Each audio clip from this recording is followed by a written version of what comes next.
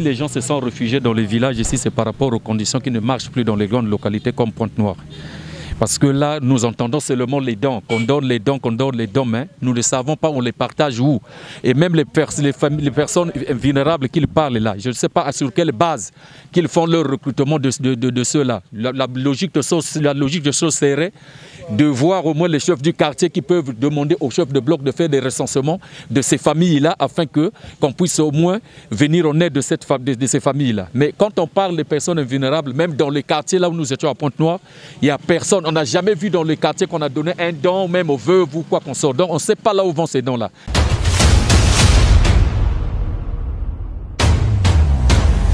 Et par rapport à cette pandémie, les gens ont préféré et la difficulté qui se trouve dans les grandes agglomérations. Voilà pourquoi les gens se réfugient maintenant dans les villages. Et même dans les villages, les meilleures barrières, oui. Les gens, au moins, le port des masques, les gens, on s'arrange quand même d'aller voir les couturiers. Mais après tout, il faut quand même une mesure d'accompagnement. Ce n'est pas parce que nous avons des masques et on va se nourrir comment? Il n'y a plus rien, il y a pratiquement tout est en arrêt, même rien que le transport, le nombre de gens limité. Mais comment voulez-vous qu'on limite le transport pour 3 personnes? Mais quand vous allez dans le marché Tister, à Font-Tété, partout, il y a beaucoup de gens. Donc à partir de ce marché-là, les gens ne peuvent pas être contaminés. Qu'on pense seulement que c'est dans les véhicules ou dans quoi? Et quand on fait le recensement, les gens dans les marchés, il y a beaucoup de gens et même nombreux n'ont pas de masques. Donc s'il y a la maladie icto facto, tout le monde sera contaminé.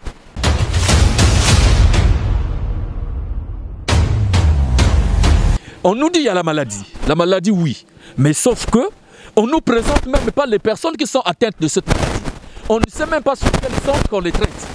Et à partir de quel moment, enfin, même pour les contacter, les gens qui sont malades, même dans les pays étrangers, là nous constatons quand même à la télé, nous voyons les malades. Et on voit que oui, effectivement, il y a la maladie. Mais nous voyons la maladie, c'est seulement comme ça par les médias, par les machins, il faut faire ceci, il faut aller en conférence. Mais on ne sait pas exactement si la maladie existe ou pas. Parce qu'en ce net moment, pour le Congolais, on est obligé de faire le devoir de l'État. Sinon, apparemment, pour nous, voilà pourquoi je dis l'apparence. Soit disant, il y a de la maladie.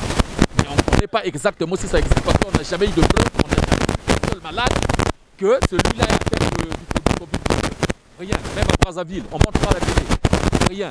On nous convainc comment que non, il y a la maladie, afin que nous puissions au moins être sûrs et rassurants que les pénitences que nous sommes en train de vivre en ce moment, c'est parce qu'il y a la maladie.